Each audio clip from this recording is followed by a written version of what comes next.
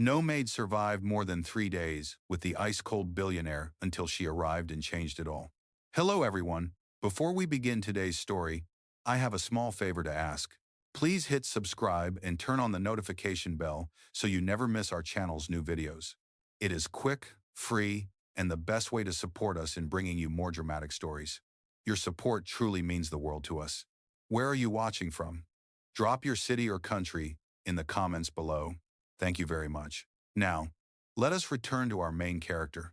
It had been raining for 3 straight days over the Frost estate.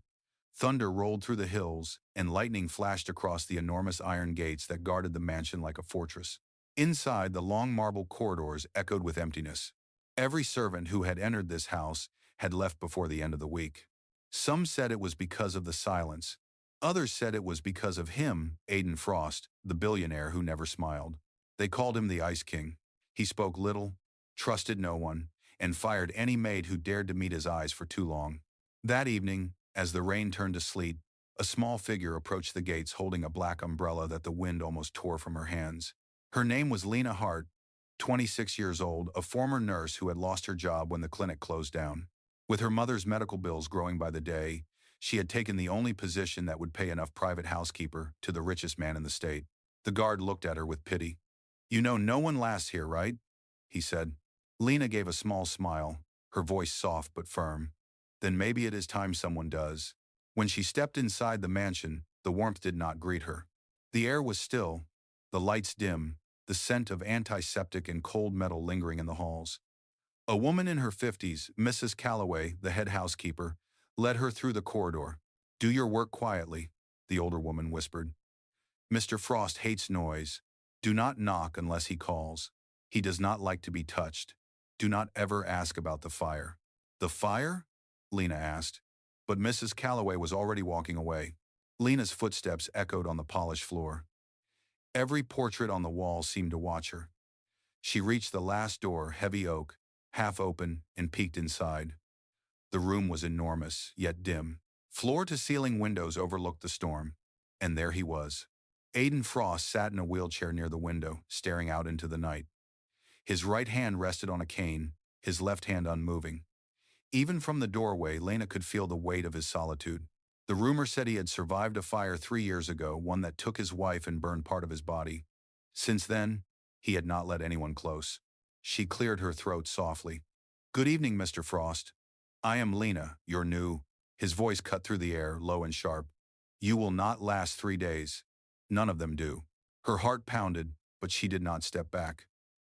"Then I guess we will see, sir." For a moment, silence hung heavy. The rain hit the window harder. His gray eyes lifted from the storm and landed on her face, not angry, just tired. He gestured toward a tray of untouched food. "Take it away." "Yes, sir." She moved quietly, but her hands trembled when she lifted the tray. Beneath one of the teacups, she noticed a small folded paper, a sketch of a woman's face, half burned, half smiling. The lines were delicate, drawn by someone who remembered every feature by heart. As Lena carried the tray out, she whispered under her breath, "No one lasts 3 days, huh? We will see about that." Down the hall, the storm cracked again, lightning slicing through the darkness. And in that flash, for the briefest second, Aiden Frost looked toward the door she had just closed, as if something in her voice had reached a place he thought was long dead. The next morning, sunlight barely touched the Frost estate. Clouds hung low, and the air carried the scent of wet pine. Lena woke early, dressed in her plain gray uniform, and tied her hair neatly before stepping into the silent hall. Every sound, the ticking clock, the rustle of her shoes, felt amplified in the stillness. She carried a tray with tea, oatmeal, and a folded napkin, then paused at the door of the study. No answer came when she knocked, so she pushed it open slightly. Aiden Frost sat at his desk, eyes fixed on a screen filled with numbers and graphs. He did not look up. "Good morning, Mr. Frost," she said softly. "I brought breakfast." "Leave it there," he replied without glancing her way. His voice was distant, as if speaking was a chore. She placed the tray down carefully and noticed that the cup of tea she had brought yesterday sat untouched. "Would you like me to warm this one, sir?" "No," I said. "Leave it." Lena hesitated, then nodded. "Understood." When she turned to go, his voice came again, quieter this time. "You are still here?" "Yes, sir. Day 2. For a moment she thought she saw the corner of his mouth twitch, not quite a smile, but close enough to make her stay. Hours passed as she dusted the shelves in the grand library. The books smelled of cedar and old ink, and when she reached the highest row, a frame caught her eye. It was the same woman from the sketch, his late wife, she realized. The photo had burn marks on the corner. Someone had tried to repair it, but the damage remained. She whispered, "You must have loved her very much." A voice from behind startled her. "I told you not to touch that." Lena froze, turning slowly. Aiden stood at the doorway, leaning on his cane, his expression unreadable. "I am sorry, sir. I was only cleaning." "Do not apologize," he said after a long pause. "Just do not pretend to understand things you cannot." Lena lowered her gaze. "You are right. I do not understand, but that does not mean I do not care." Something flickered in his eyes, confusion, maybe curiosity. He turned away, muttering, "People always say that before they leave. I am not like the others." He stopped, glancing over his shoulder. "They all say that too. In fact, Aunt found Dad." Later that evening, she found him by the piano in the parlor. The lid was closed, dust covering the keys. Without thinking, she picked up a cloth and wiped it gently. "This piano is beautiful," she said. "It deserves to be played."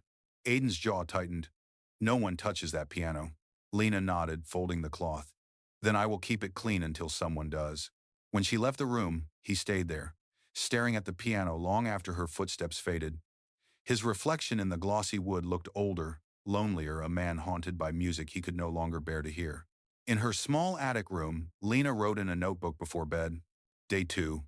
He is not cruel. He is broken. There is a difference." Outside, the wind whispered through the pines.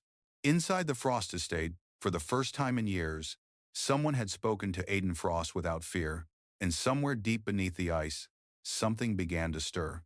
The following evening, the storm returned. Wind rattled the tall windows, and thunder rolled through the valley like a heartbeat. Lena carried a tray upstairs with a pot of chamomile tea. She hesitated before knocking on the study door. Inside, she could hear the faint scrape of a chair and the low murmur of Aiden's voice on a call. "Yes, cancel the meeting," he said sharply. "Tell them I do not attend social functions anymore." Then silence. Lena pushed the door open just enough to slip inside. "Excuse me, Mr. Frost. It is time for your evening medicine." He sighed, setting his phone down. "You keep a strict schedule, Miss Hart." "It helps people heal," she answered simply. "Routine is a kind of safety. That's of content 7. A 2010 and 17 Sav." He looked up, his gray eyes softer than before. "And what do you know about healing?" "I used to be a nurse," she said. "I know wounds take time, even the ones you cannot see." For a moment, neither spoke. The storm filled the silence. Then she noticed the small tremor in his left hand. He tried to hide it, folding his fingers around the cane. Without thinking, she stepped closer and offered to help him with the cup. "Do not touch me," he snapped. She stopped instantly, her voice calm. "I am sorry. I did not mean to cross the line." He turned away, ashamed of his own tone. "No one has touched me in years." Her voice softened. "That sounds lonely, sir."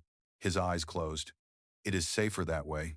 Lena placed the cup on the table and said quietly, "Safety is not the same as living."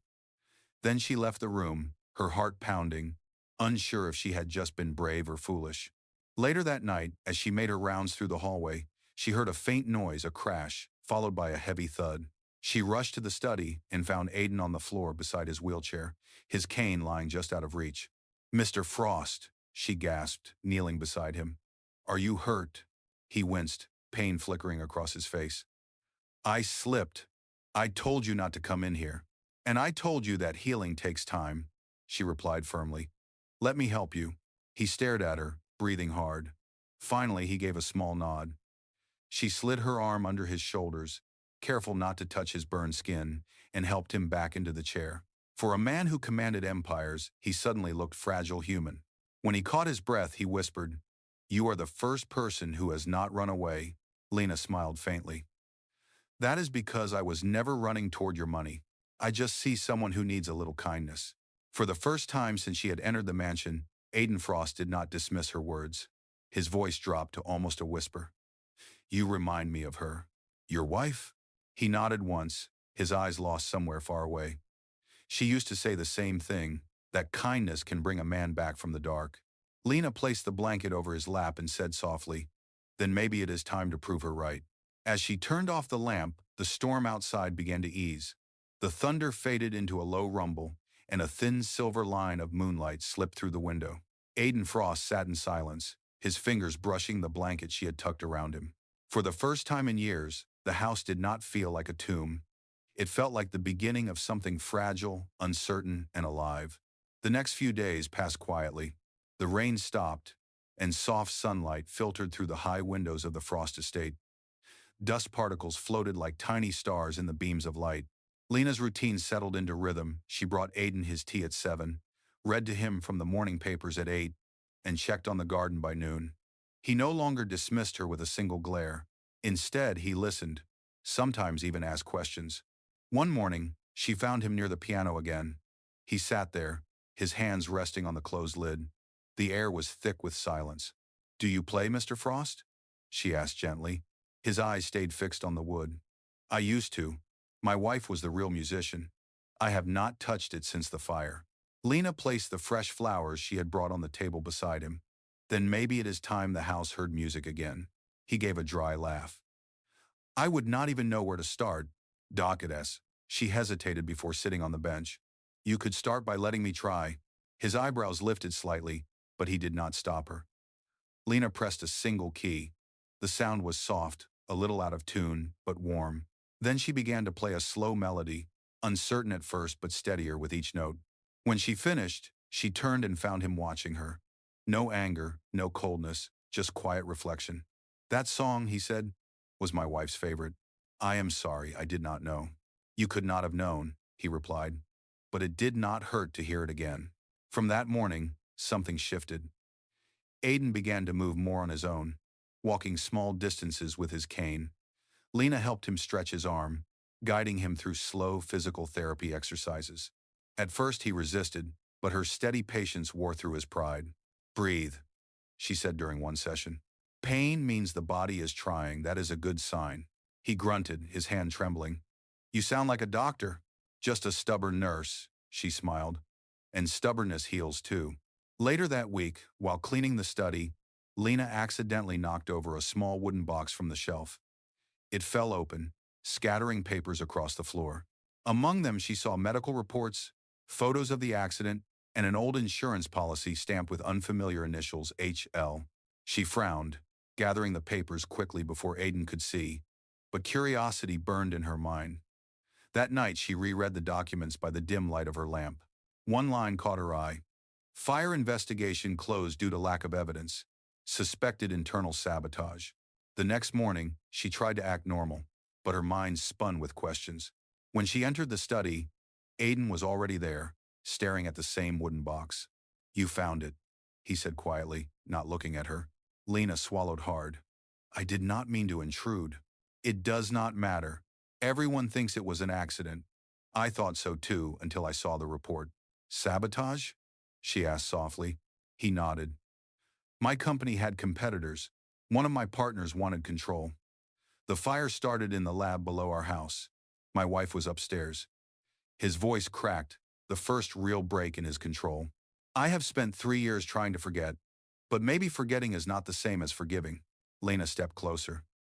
"You cannot heal from what you refuse to face, Mr. Frost." He looked up at her. Pain etched deep into his face. "Then what do I do?" "You start by not doing it alone," she said. For a long moment, neither spoke. Then Aiden exhaled slowly, a sound almost like surrender. When she left the room, the piano's lid was open again. And long after she was gone, the faint echo of a single note drifted down the hall, hesitant, trembling but alive.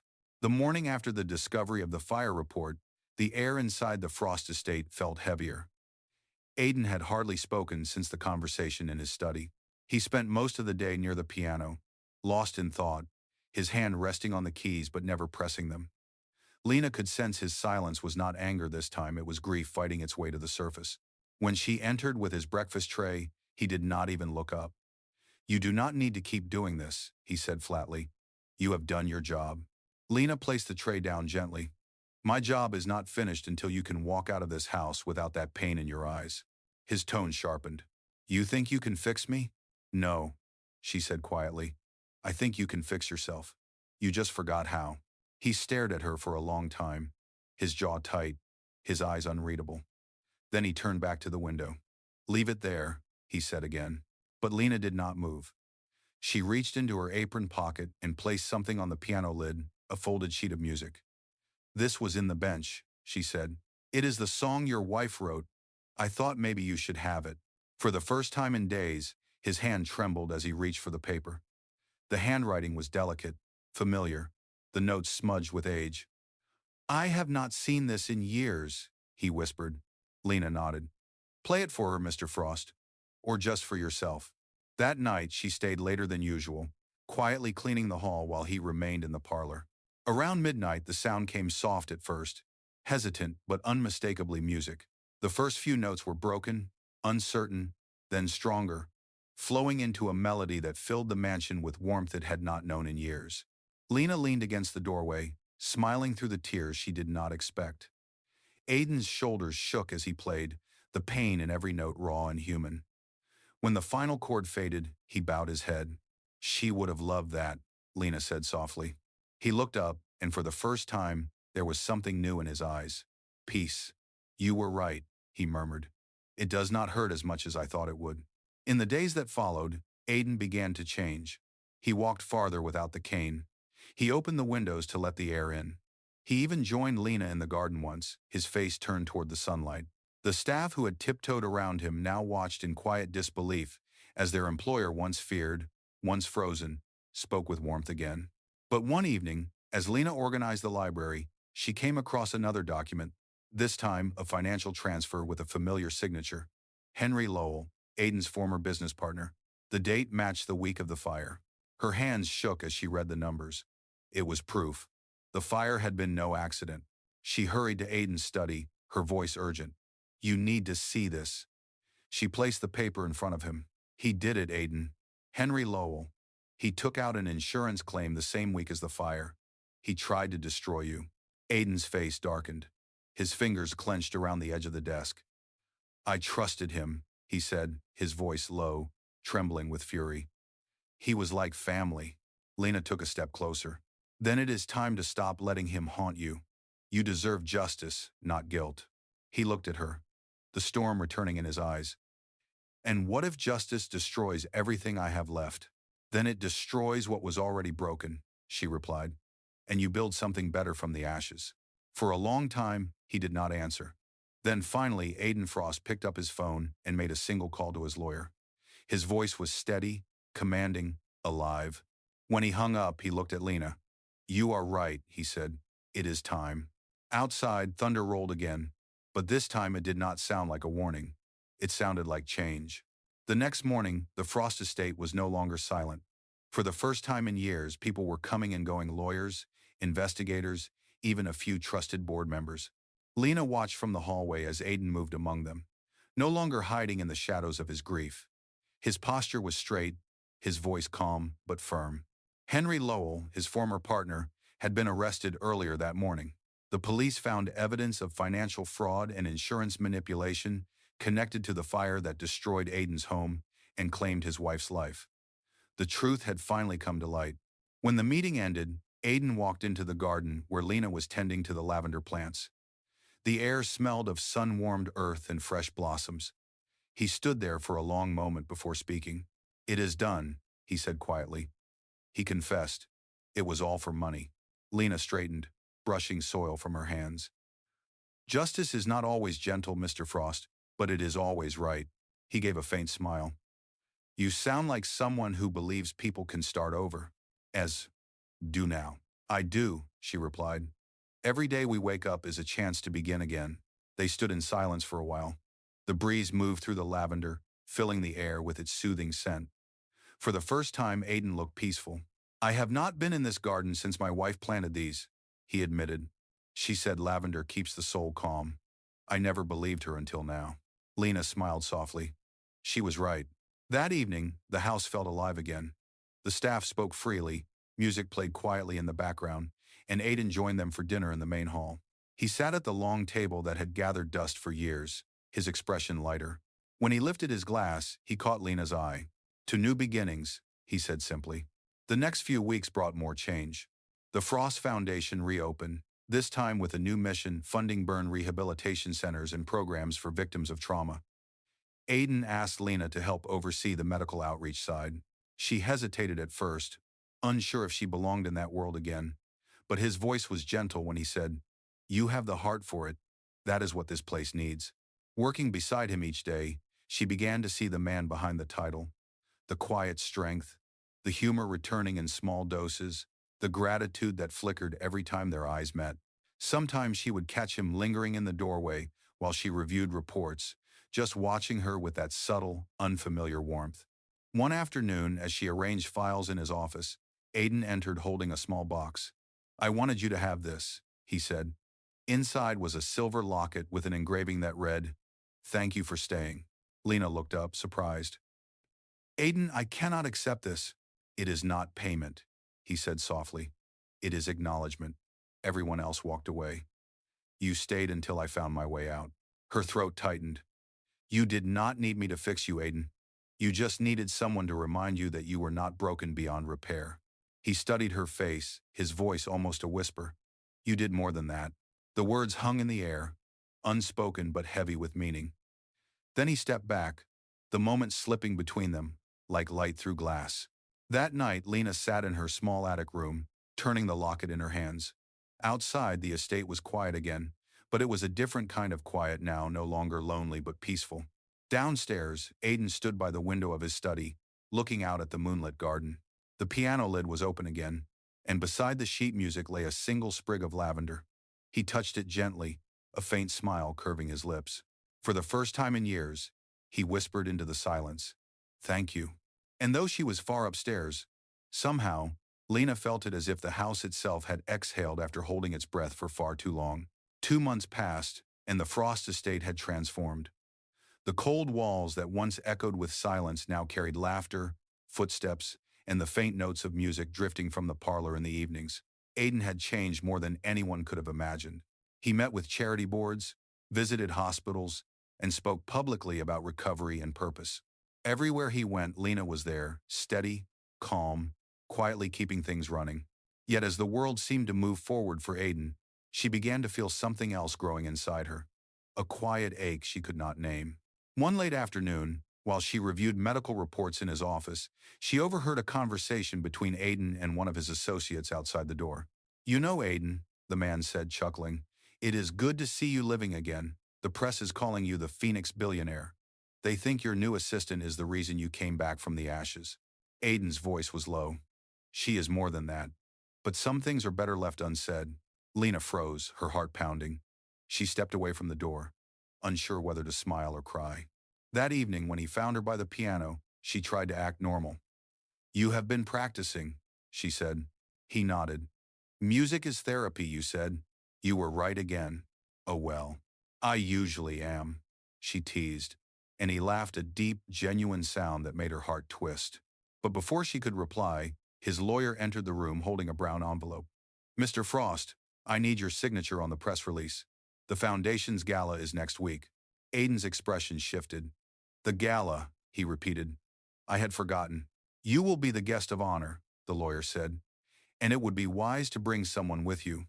When the man left, Lena smiled politely. "You should take someone important. It will help the Foundation." He looked straight at her. "I just did." Her breath caught. "Aiden, he interrupted softly. "Please say yes. Not as my employee. As someone who helped me live again." Lena hesitated, unsure if she was dreaming. "If you are certain." "I have never been more certain of anything." The night of the gala arrived. The ballroom shimmered with crystal lights and silver decor. The crowd fell silent when Aiden Frost entered with Lena by his side. She wore a simple blue gown, her hair swept up, and when their eyes met, he gave her a small, reassuring smile. Throughout the evening, reporters whispered, cameras flashed, and people stared, but Aiden only seemed to see her. When it was time for his speech, he walked to the stage and paused, his gaze sweeping the room before landing on Lena. 3 years ago, I believed my life ended in a fire," he began. "I shut myself away, convinced that nothing could heal me. But then someone walked into my home, not with pity, but with courage, and reminded me that life does not stop because of loss. It begins again when someone cares enough to stay. Applause filled the room, but Lena's eyes glistened with tears. When he stepped down from the stage, she whispered, "You did not have to say that." "Yes, I did," he replied, "because it is true." As the orchestra played softly, he offered her his hand. "Dance with me?" She hesitated for only a moment, before placing her hand in his. They moved slowly beneath the chandeliers, surrounded by the hum of admiration and the shimmer of light. But to them, the room had disappeared. It was just Aiden and Lena, two souls who had been broken, now moving together in rhythm again. When the song ended, the applause rose once more, but neither of them bowed or spoke. They simply smiled at each other, as if the rest of the world had finally caught up with what they already knew. Healing had turned into love. The morning after the gala, sunlight poured through the tall windows of the Frost estate. The mansion, once filled with silence, now carried a warm hum of new beginnings. Staff chatted quietly, flowers from the event covered the tables, and the piano in the parlor was left open, as if waiting for its next song. Lena stood by the window, holding a cup of tea, still replaying the night in her mind. The dance, his words, the look in his eyes, it all felt like a dream she was afraid to wake from. For months, she had been his caretaker, his voice of reason, his friend. But now, something had changed, something she could no longer hide from herself. When Aiden entered the room, dressed casually for once, she turned quickly. "Good morning, Mr. Frost." He smiled. "After everything we have been through, you can stop calling me that." She hesitated, her cheeks flushing. "Old habits die hard." He walked closer, his voice gentle. "Lena, last night was not about publicity. It was about truth. You changed my life, and I cannot keep pretending that is just gratitude." Her breath caught. "Aiden, please. Do not say that if it is only because I helped you heal." "It is not pity," he said, his tone steady. "It is love. Real, terrifying, undeniable love." For a long moment, neither moved. Then Lena looked down at her hands, her voice trembling. "You do not owe me anything. You do not have to love me out of debt." He shook his head. "This is not a debt. You walked into my darkness and brought light. You believed in me when I did not believe in myself. If that is not love, then I do not know what is." Lena felt tears rising, but she smiled through them. "You always did know how to make impossible things sound simple." Aiden took her hand and placed something small inside it, a silver key. "There is one room in this house I have never been able to open." It was hers, the music room. "I think it is time you see it." Together they walked down the long corridor, the one Lena had avoided since her first week. Aiden unlocked the door, and the hinges creaked softly. Inside, sunlight filtered through tall, arched windows. The room was untouched, a grand piano at the center, shelves of sheet music, and on one wall, a half-finished painting of lavender fields. Lena's breath trembled. "It is beautiful." Aiden nodded slowly. "She started painting this before she died. I could never finish it, but maybe we can. Together." She turned to him, her eyes glistening. "Together?" "Yes," he said, stepping closer. "Because life is not meant to be lived alone. And because every time I hear music again, I think of you." In that quiet, sacred room, Lena placed her hand on his chest, feeling the steady rhythm of his heartbeat, the rhythm she had helped restore. He leaned closer, his voice a whisper. "You stayed when no one else would. You made me believe I could be more than my past." She smiled softly. "You already are." He kissed her, then gentle at first, then deeper, as if sealing a promise neither had dared to make aloud. Outside, the wind moved through the lavender garden, carrying the faint scent of hope through the open window. For the first time in years, the Frost estate was alive with warmth. When they finally broke apart, Aiden rested his forehead against hers. "You were supposed to heal my heart," he said quietly. "Instead, you became it." Lena laughed through her tears. "Then I guess we both found what we were missing." And in that sunlit room, surrounded by memory, music, and second chances, their story found its true beginning. A year later, the Frost estate looked nothing like the haunted mansion it once had been. The halls that once echoed with loneliness now carried music, laughter, and life. The grand garden was in full bloom, filled with rows of lavender planted by Aiden and Lena together. Every color seemed brighter now, every sound softer, as if the house itself had learned how to breathe again. That afternoon, the Frost Foundation was hosting its first charity concert, to support burn rehabilitation centers. Guests gathered under white canopies, the air buzzing with warmth and purpose. At the center of it all stood a restored grand piano, the same one that had once gathered dust and silence. Aiden adjusted his tie nervously, glancing toward the stage where Lena stood greeting guests. She wore a pale lilac dress, simple yet radiant. When she caught him looking, she smiled that familiar smile, the one that had melted the Ice King and brought the man back to life. He walked over, offering his hand. "Are you ready for tonight?" he asked. "I am," she replied. "Are you?" He smiled softly. "I have you. That is enough." When the crowd settled, Aiden stepped to the microphone. The garden fell silent. "A year ago," he began, "I stood in the ruins of my own life. I believed I was beyond saving, but someone walked into my darkness and refused to leave. She taught me that healing is not about forgetting the pain. It is about finding the courage to face it and to love again." He turned toward Lena. "This foundation, this house, this life, it all exists because of one woman's kindness." Applause filled the air, but Lena's eyes shimmered with tears. She had seen the worst of him and stayed long enough to see the best. When he finished speaking, he sat at the piano. The lights dimmed slightly, and Lena joined him, sitting at his side. Together, they began to play the same melody she had found months ago, the unfinished song his late wife had written. But now, the ending was different. Where once the notes had faded into grief, they now swelled into something stronger: hope, forgiveness, renewal. When the last chord faded, Aiden turned to her. The world seemed to hold its breath as he reached into his pocket and pulled out a small velvet box. "Lena Hart," he said, his voice steady but filled with emotion. "You walked into my life when it was nothing but ashes. You brought light, you brought laughter, and you showed me what it means to live again. Will you marry me?" The crowd gasped, then cheered. Lena covered her mouth, tears spilling down her cheeks. "Yes," she whispered, her voice breaking. "1,000 times yes." He slipped the ring onto her finger, and the applause swelled around them. Fireworks lit up the night sky, reflected in the windows of the house that had once been a tomb. Later, when the guests had gone and the music faded, Aiden and Lena stood alone in the lavender garden.